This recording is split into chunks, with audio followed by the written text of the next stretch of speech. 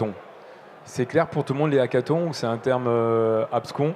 Donc c'est des réunions où sur la base d'un problème, vous avez une durée, alors généralement on fait ça sur 24 heures, nous on fait ça sur 48 heures. Vous ne trouvez pas la solution au bout de 48 heures malheureusement parce que sinon on serait tous très heureux, mais vous vous concentrez pendant une durée très courte sur un problème. Ça nourrit l'observatoire et après on arrive avec des méthodologies de scaling, de business model pour travailler sur la base de ces hackathons pour trouver des solutions et les mettre en œuvre. Donc USAR Academy, c'est un de nos partenaires qui fait ça et qui nous accompagne au Festival Startup depuis 3-4 ans maintenant. Vous avez un statut associatif? L'Observatoire, c'est un think tank, donc oui, c'est l'association loi 1901, tout à fait. Vous avez quoi comme adhérent? Enfin, qui vous avez comme adhérent? Alors, ou je sais pas, partenaire alors, on commence à avoir 3 types de partenaires. Des écoles d'ingénieurs, donc je citais déjà les premiers, l'IPSA, mais on discute avec d'autres. Forcément, tous les acteurs du spatial. On discute avec tous les acteurs qui sont dans cette salle, parce que vous avez même des gens qui travaillent sur des lanceurs, comme Ariane Espace, qui sont partie prenante de ces cas d'usage, parce que plus il y aura de cas d'usage, plus il y aura besoin d'utiliser la donnée spatiale, plus il y aura besoin d'avoir des satellites et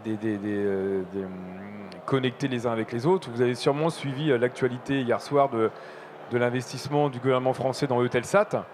Aujourd'hui, il y a aussi un enjeu de travailler sur tout cet équipement de satellites pour avoir cette indépendance, pas que sur des cas d'usage, mais aussi sur ceux qui vont venir demain. Donc c'est tout l'écosystème qui peut s'agréger autour de cet observatoire.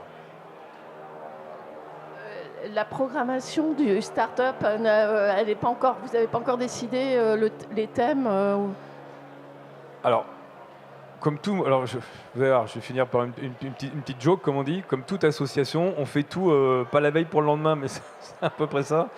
Non, pour le prochain, du 11 et 12 octobre, on peut encore trouver des sujets. Donc si vous avez des sujets, bienvenue à bord. Vous avez compris, le 11 et 12 octobre, c'est l'aspect très grand public. Donc il y a souvent par exemple des combats de laser avec des gens qui se déguisent en Dark Vador, des amoureux de Star Wars. Donc là, c'est le côté très très fun.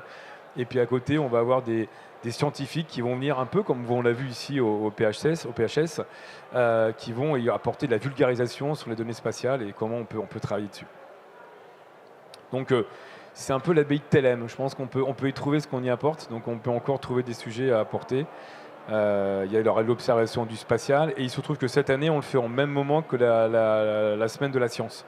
Si vous avez remarqué, c'est la même date. Donc on fait ça par exemple avec le CNRS, avec l'observatoire Paris-Meudon bien évidemment. Donc il y aura l'observatoire du ciel, mais aussi des thématiques sur l'aspect scientifique de l'espace.